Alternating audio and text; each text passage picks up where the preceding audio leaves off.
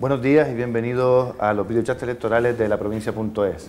Hoy afrontamos una maratoniana jornada de videochats electorales con los principales candidatos a la presidencia del Gobierno de Canarias, con la presencia de don José Miguel Pérez. Buenos días, señor Pérez. Muy buenos días. Va a ser el encargado de comenzar con estas entrevistas. Como sabe, señor Pérez, las preguntas que vamos a formular en esta media hora de programa las formulan los lectores de la provincia.es y de la opinión.es. Y bueno, sin más pasamos a contestar las preguntas de los lectores. La primera pregunta que tenemos es, licenciada en Historia, exalumna suya, con 2 oposiciones aprobadas, sin plaza y sin haber trabajado ni un solo día, pregunta, ¿qué medida va a tomar para enderezar semejante entuerto? Pues la realidad que describe es una realidad común, desgraciadamente. Y encima tenemos un serio problema de profesores, porque la ratio profesor-alumno en Canarias es de las más bajas de España. Es decir, faltan personas en nuestro sistema educativo. Eso es lo que nos dicen las estadísticas.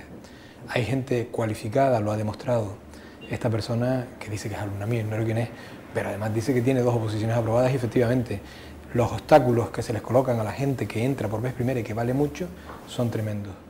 Seguramente habrá que hacer lo contrario de lo que se ha hecho, que es que frente a los que piensan que la causa del retroceso educativo es que se le ha metido mucho dinero, ocurre todo lo contrario. Y eso es lo que habrá que hacer, habrá que intentar recuperar eso. Independientemente de esta cuestión, lógicamente hay que establecer un baremo para que la igualdad de oportunidades se incremente. Una pregunta de educación que usted está familiarizado por su actividad profesional, ¿verdad? La siguiente pregunta del siguiente lector también viene por el sistema de videochat, ¿verdad? Por escrito, porque como sabe también tenemos preguntas por vídeo, que luego daremos paso a algún vídeo. Esta segunda pregunta habla de materia de impuestos, pregunta, ¿cuál es su intención en materia de impuestos, sucesiones, transmisiones, sociedades? Ya. Bueno, en materia de impuestos en Canarias hay algo que aparece en el Boletín Oficial de Canarias todos los años. Lleva apareciendo así desde hace mucho tiempo. Y es que de los impuestos canarios, de los impuestos que pagan los canarios que están transferidos a la comunidad autónoma, por lo tanto los recauda el gobierno autónomo, todos los años aparece sin recaudar un volumen cercano a los 500 millones de euros. 500 millones de euros. Cuando me preguntan, ¿va a subir los impuestos? Vamos a recaudar primero con un trabajo eficiente, dotando adecuadamente a quien tiene que hacerlo, a la oficina recaudadora canaria.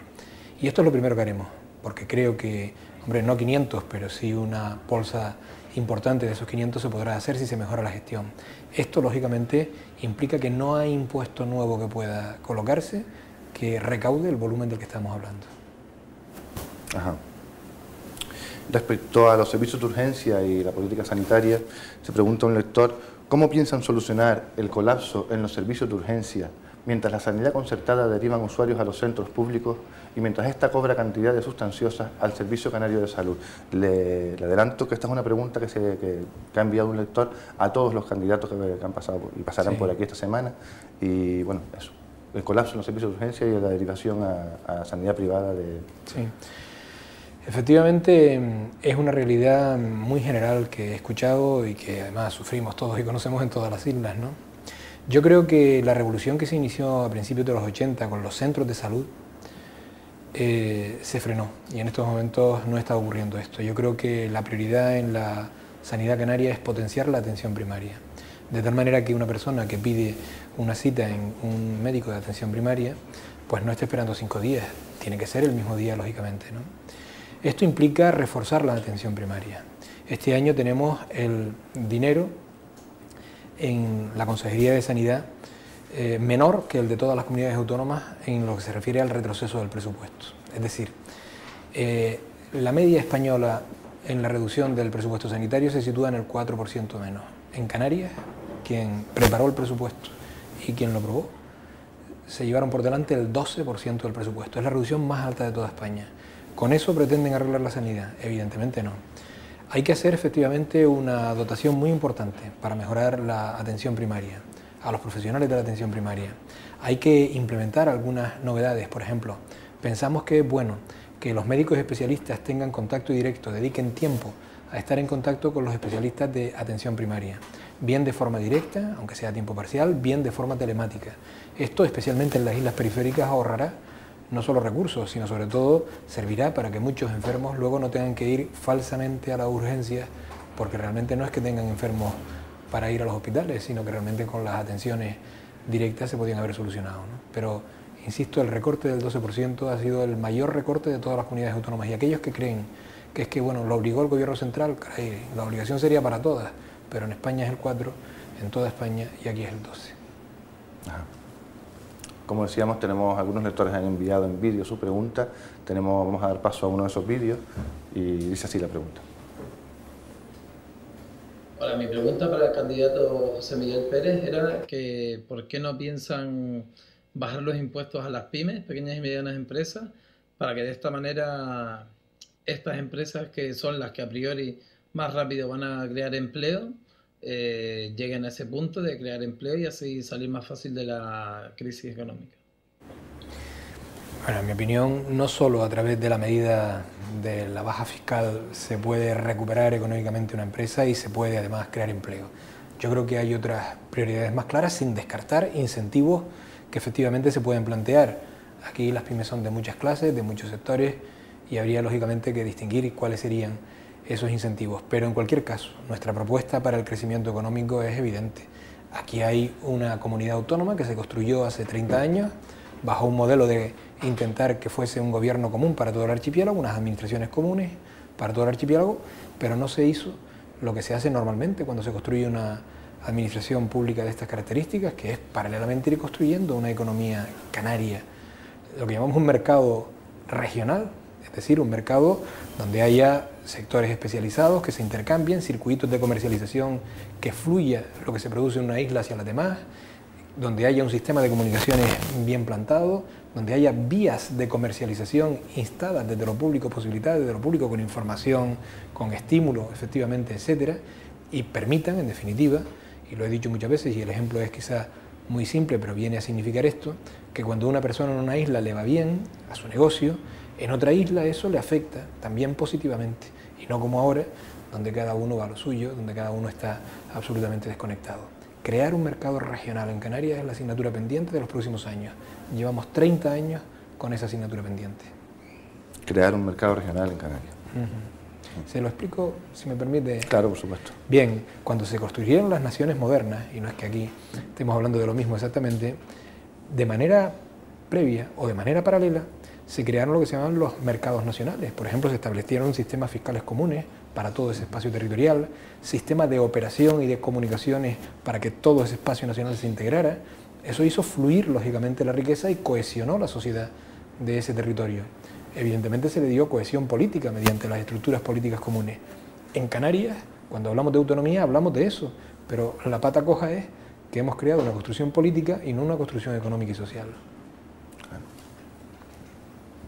La siguiente pregunta habla de la reforma, de la posible reforma de la Policía Canaria, y bueno, es un caso muy concreto de un lector que firma con sus iniciales DDB y dice así: buenos días, don José Miguel. Buenos días. Mi pregunta es si usted reformará la Policía Canaria y nos dará la oportunidad a los jóvenes, como yo, o sea, como él, de entre 18 y 30 años para poder acceder a estudiar las oposiciones para la policía con solo la ESO. Bueno. Muchas gracias, no es muy específica la pregunta, pero bueno. Bien, no sé si es que efectivamente lo que exigen es que hay un nivel de titulación superior al de la enseñanza secundaria obligatoria, ¿no? Pero la Policía Canaria no es una prioridad para nosotros, en el sentido de que la inversión que se está haciendo en este gasto, dadas las competencias limitadas que tiene, nos parece que hay otras prioritarias. Por tanto, el Partido Socialista, que en su día no estuvo de acuerdo con crear aquello, es verdad que se ha creado y somos los primeros en respetar las leyes, lo que sí vamos a hacer es que nos parece que falta más personal en otros ámbitos y que faltan más recursos para otros ámbitos de forma prioritaria. Por eso no quiero engañar a esta persona, y es que seguramente no nos verá a nosotros incrementando sustancialmente el cuerpo de la Policía Canaria. Tampoco retirándola necesariamente. Yo creo que hay cosas que una vez que se hacen, aunque se hagan mal, difícilmente tienen marcha atrás. Otra cosa es que se reformen. La Policía Canaria está en la ley autonómica, tiene un cometido preciso y concreto y a ello habrá que limitarla. Pasamos ahora a una pregunta, a una cuestión que afecta bastante a los lectores, que se nota que les preocupa porque hemos recibido bastantes preguntas al respecto, no solo para su candidatura, para todos los que pasan por aquí, por el plató de la provincia.es y de la opinión.es, y es sobre los pactos postelectorales. Lógicamente estamos en una campaña en la que preocupa mucho, hay bastante, digamos, curiosidad por saber qué puede surgir tras las elecciones del 22 de mayo. Yo también lo tengo, esa curiosidad. Claro. Y la pregunta que dice así, dice, ¿son ciertos los rumores sobre su pacto entre Coalición Canaria y Partido Socialista Canario? Soy votante del PSC de siempre y prefiero estar en la oposición, como hizo Juan Fernando en su momento, a que regalarle la presidencia a Paulino Rivero. Son preguntas que los lectores, además de hacer la pregunta, también aprovechan para dar su opinión sobre... Sí, no, y está bien. Bueno, vamos a ver, se nos está imputando, a mí particularmente desde el principio, ese San Benito. Pero tengo que recordarle que quien lo imputa sobre todo es la derecha ahora, ¿no? Antes fue algún elemento muy concreto, muy señalado, incluso del Partido Socialista, pero ahora es la derecha. Soria está efectivamente con ese San Benito olvidando, o intentando hacer olvidar a la gente, que es distinto, que ha estado pegado a las faldas de Coalición Canaria, él y su partido, desde hace 18 años. Y si pueden, lo van a intentar. Nuestro objetivo es, en primer lugar, ganar las elecciones, dirigir el gobierno. Y lo fundamental no es solo llegar al poder, lo fundamental es gobernar para cambiar la forma de hacer las cosas en Canarias, cambiar la política en Canarias. Ese es nuestro objetivo. Y hemos planteado algo que, en fin, yo lo reitero muchas veces. Hubo quien pactó antes de las elecciones, lo hicieron en 2007, los que hoy gobiernan, los que han gobernado esta legislatura, pactaron entre ellos, llevaban 18 años pactando. Yo no pactaré con nadie hasta que los ciudadanos se pronuncien, y a partir de ahí, lógicamente los partidos políticos, como no habrá elecciones al día siguiente, si no hay mayoría absoluta de nadie, tendrán que decidir lo que hacen, y en ese momento mi partido se reunirá y tomará las decisiones, no las tomaré yo solo, evidentemente. Esa ha sido una afirmación que he hecho desde hace mucho tiempo y la gente sabe que yo cumplo con mi palabra, y será así. ¿No hay pacto previo al Es día que he escuchado a algunos miembros del Partido Popular referirse a ellos para esconder lo que han hecho, que es que ellos sí lo hicieron, pero ya les he dicho muchas veces, y lo digo metafóricamente, no lo digo literalmente, piensa el ladrón que todos son de su condición. Tenemos una pregunta referida a las candidaturas, tanto la suya como la de Carolina Darias. Dice, ya que su labor en el Cabildo de Gran Canaria estaba marchando tan bien y que a Carolina Darias la conocen más en el resto del archipiélago por ser delegada del gobierno, ¿por qué su partido decidió presentarle a usted para el Parlamento y a ella para el Cabildo y no al revés? Pues, ¿qué quiere que le diga? Las cosas a veces son así. Yo había pensado, y soy partidario además, de que cuando llegas a un puesto al menos tengas un recorrido de 2 mandatos o 2 legislaturas. Y francamente, yo, si me preguntan qué iba a ocurrir hace año y medio, pensé que iba a ser el candidato del Partido Socialista a continuar en el Cabildo de Gran Canaria. Había, de hecho, otra persona que había sido nuestro candidato y que todo el mundo sabe lo que ocurrió. Es decir, tuvo que salir a dirigir una candidatura europea y hubo que producir un relevo democrático en el Partido Socialista. Y efectivamente, creo que el resultado tanto del Congreso como de las primarias fue contundente. El resultado de las primarias del Partido Socialista en Canarias fue el más amplio en cuanto a diferencia democrática de todas las primarias que se celebraron en España. Y esa es la circunstancia, no tiene más ciencia que esa, ¿no? Yo creo que Carolina hubiese sido también una magnífica candidata, si hubiese dado el paso, le aseguro que el primer apoyo que tendría hubiese sido el mío, como cuando decidió dar el paso al Cabildo, pues yo estuve encantado y estoy encantado. Pero afortunadamente el Partido Socialista tiene mujeres y hombres que tienen esa condición, y no lo digo por mí, lo digo por mis compañeras y compañeros, ¿no? Y alguien me dice, bueno, ¿y las mujeres? Pues mire, el cargo más importante que tiene el Partido Socialista en Canarias es la delegación de gobierno. Las 2 últimas han sido mujeres. La siguiente pregunta es otra de las preguntas que se han enviado a todos los candidatos que han pasado y pasarán por aquí esta semana, y tiene que ver con una posible reforma electoral. Dice así. Buenos días, ¿se comprometería usted a que su grupo parlamentario votara en una posible reforma electoral estos aspectos? Son 3 aspectos. Un ciudadano, un voto. La realización de una segunda vuelta entre los 2 partidos más votados en caso de no obtener la mayoría absoluta. Vamos a ver. Y me falta una, disculpe, que sería limitación de mandato por candidato a 8 años. De manera... Vale. Bien, a estas 3 cuestiones concretas que yo respeto y que puede que incluso alguna me la pensaría bien, yo le digo que no coincide con la propuesta de reforma electoral que nosotros tenemos. No hay ningún sitio en el que un voto de los ciudadanos sea exactamente igual al que se produce en otro territorio, porque ni en el Senado, ni en el Congreso, ni en las elecciones canarias. Es verdad que en Canarias tenemos un problema, y es que donde más desigualdad hay, a intentar amortiguar esa desigualdad y por tanto equilibrarlo, va nuestra propuesta de reforma. Nosotros tenemos 3 propuestas para la reforma electoral. La primera, precisamente vinculado a eso, y vinculado también al intento de poner en coherencia un proyecto de autonomía común, como es el de Canarias, con la base representativa. A las circunscripciones actuales insulares, unirle una circunscripción común, para que todos los canarios voten a quien sea el candidato a la presidencia en pie de igualdad. Eso ayudaría al objetivo que se plantea en esa pregunta. Segundo, bajar los topes electorales, que son tremendos y que impide que mucha gente que vota no se vea representada en el Parlamento. Tercero, a que no haya ninguna isla que, teniendo más población que otra, tenga menos representantes. Eso ocurre hoy. Bien. Dice, estimado señor Pérez, ¿cuál es su postura acerca del Conservatorio Superior de Música de Canarias y de la actuación de la actual Consejería de Educación con respecto a este centro de educación superior? Muchas gracias. Bien, yo creo que lo han abandonado, como se está poniendo de manifiesto, ¿no? La Consejería de Educación tiene una idea de la educación muy restringida, la ve y la entiende a veces simplemente muy con ojos miopes, ¿no? Ahí tenemos un buen centro de formación y yo creo que lo que hay que hacer es restaurar en toda regla lo que supone como tal centro superior de formación, y no lo que se está haciendo ahora, que está dejándolo al albur. Ya empezó mal el curso y no digamos cómo está terminando. La siguiente pregunta tiene que ver con la gestión pública, la gestión de la administración y en concreto de las empresas públicas y cargos de confianza. Como sabes, otra de las cuestiones que también preocupan bastante a los votantes, a los lectores de la provincia de Punto Es y la opinión.es, que en definitiva son votantes, ¿verdad? Dice, ¿tiene previsto adelgazar la administración pública canaria, empezando por los altos cargos, directores generales, asesores, empresas públicas, competencias de distintas administraciones que se solapan en el desempeño de sus funciones, embajadas canarias en el exterior, embajadas entre comillas, dietas, coches oficiales, etcétera? Nosotros presentamos en esta legislatura, hace ya meses, antes de terminar, una propuesta que se llamaba un programa de austeridad autonómico, que se refería a distintos aspectos, no solamente a disminuir el número de consejerías y de los cargos que tienen estas consejerías, sino a aliviar todo el organigrama autonómico, es decir, un montón de empresas, fundaciones, organismos autónomos, reducir efectivamente el capítulo de gasto corriente, que era posible. Bien, fue votado en contra por el PP y Coalición Canaria. Ahora cuando vienen a decir, no, es que vamos a adelgazar estas cosas, tuvieron ocasión de hacerlo hace unos meses y nos votaron en contra, el PP y Coalición Canaria. Esta fue la realidad, nosotros lo haremos.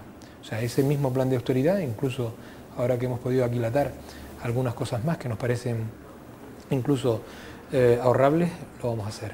Presentaremos ese plan, que además está conocido y está en el Boletín Oficial de Canarias, el Boletín del Parlamento, perdón, el Boletín del Parlamento de Canarias. La siguiente pregunta está relacionada, dice, ¿cree que el gobierno de Canarias está dando ejemplo de sobriedad en los gastos públicos acorde con la recesión económica que estamos viviendo? Yo creo que hay una asignatura y va hilada un poco a la anterior pregunta porque tenía 2 partes y que a mí me preocupa mucho más que esta. Hombre, sí, yo soy una persona austera y esto me preocupa bastante, ¿no? Pero creo que hay algo más fundamental y es que la administración sea una administración eficiente, que cumpla con su cometido. A veces cuesta mucho, a veces cuesta menos. Yo entiendo, como antes decía, que la sanidad no es barata, la sanidad pública, que el conjunto de prestaciones que tiene que dar la ley de dependencia o que tiene que dar la sanidad, claro que no son baratas. Y es verdad que aquí alguno le mete tijera y lo que hace es destrozar la cohesión social, destrozar los sistemas de protección a los ciudadanos y especialmente a los más débiles. Pero yo creo que de lo que se trata fundamentalmente es de buscar una reforma que la propusimos en octubre del 2007 nada menos, y hubo un compromiso en el Parlamento que se procedería a hacer en esta legislatura y nada se ha hecho, que busca no duplicar competencias entre las administraciones, que lo que haga una no lo tenga que hacer otra. Donde hay una estructura para una competencia no se monte otra, o cuando se traspasa no se deje la que se tuvo allí. Esto realmente está ocurriendo, está sucediendo. Y yo creo que aquí lo esencial es una norma, una ley, donde se revise toda esta estructura competencial en sentido de simplificarlo. Lo planteé en el Parlamento en octubre, en la Comisión General de Cabildos, en el año 2007. El Gobierno se comprometió a hacerlo, han pasado 4 años, no se ha hecho nada. Nosotros lo haremos.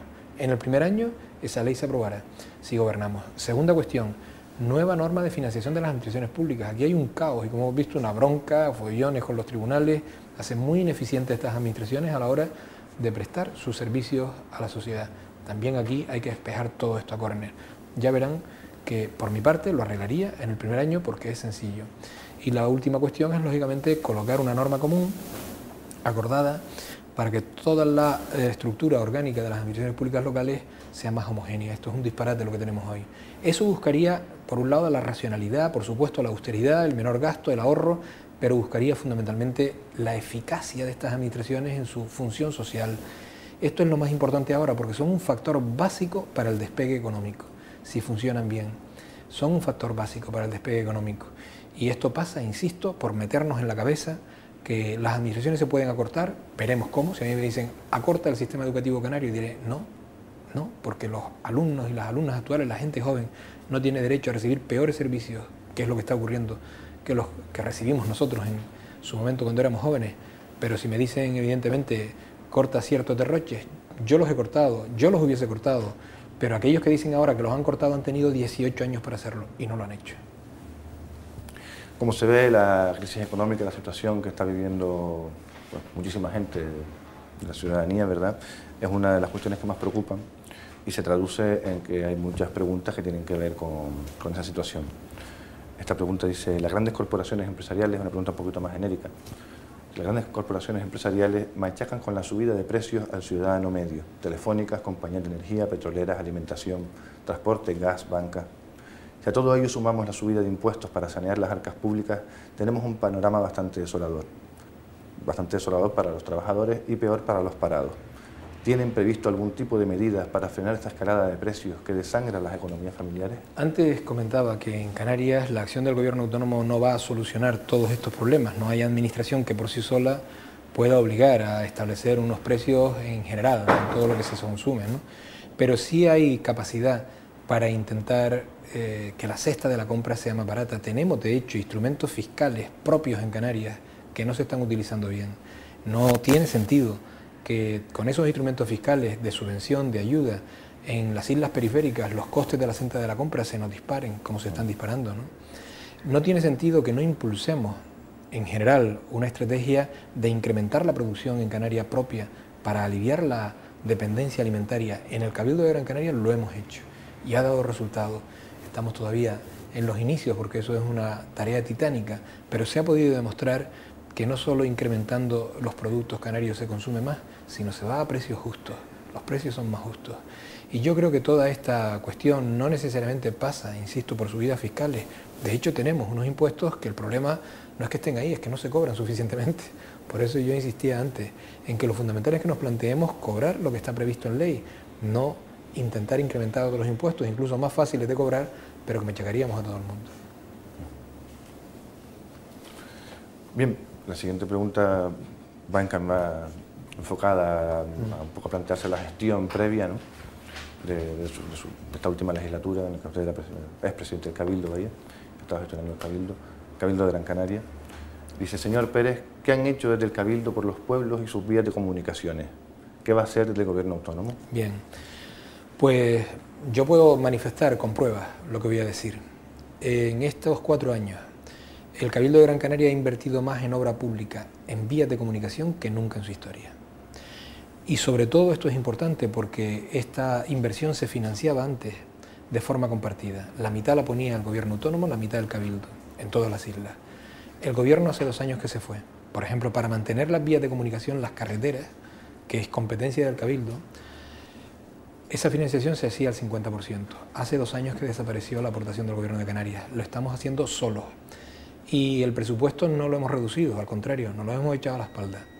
Eso ha dado como resultado lo que acabo de decir, que nunca se invirtió tanto en este tipo de cosas, bien sean caminos agrícolas, carreteras insulares, mantenimiento de las vías insulares. Y efectivamente lo que hay que hacer en Canarias en general es algo esencial. Los planes insulares de inversión cofinanciados con los cabildos de carreteras insulares y de mantenimiento de las vías de comunicación insulares, volver a poner el dinero que se ponía. Y es que lo han quitado su parte. Ese es el compromiso, que es muy sencillo. Bien, entramos en la recta final de esta entrevista y lo hacemos con una última pregunta que se sale un poco de lo habitual de las preguntas que suelen plantearse en este tipo de situaciones y en este tipo de entrevistas. Y bueno, dice así, don José Miguel Pérez ha manifestado que está a favor de prohibir que se fume en los estadios de Tenerife, como lo ha hecho el Parlamento Vasco y lo hará próximamente el catalán. ¿Apoya usted que no se fume en los estadios? Bueno, yo no recuerdo haber hecho una manifestación de este tipo, ¿no? Yo no soy fumador. que respeto mucho a la gente que decide fumar, pero yo no soy fumador. Y parece muy contradictorio que en un recinto deportivo, la gran contradicción es que aparezca la gente con una práctica en la que no hay vínculo a lo que se está haciendo allí. Comprendo que es una costumbre social, pero más que una prohibición tajante, yo iría a una posición graduada, que empezaría por una recomendación. La recomendación tiene un efecto dominó, y es que cuando mucha gente dice, oye, con gran publicidad, con gran educación, esto no tiene sentido hacerlo aquí, mucha gente deja de hacerlo. Ahora, también es verdad que me encontré un día con una noticia, y perdón por la anécdota, que pienso que dentro de 50 años, cuando se lea, será tremenda. Una federación empresarial convocaba un día de huelga ante la reducción impresionante que la ley había traído del número de fumadores y del número de bebedores en sus locales. Cuando alguna persona dentro de 50 años lea una noticia de esta, dirá, ¿una huelga? Porque baja el consumo de alcohol y de tabaco en aquel momento.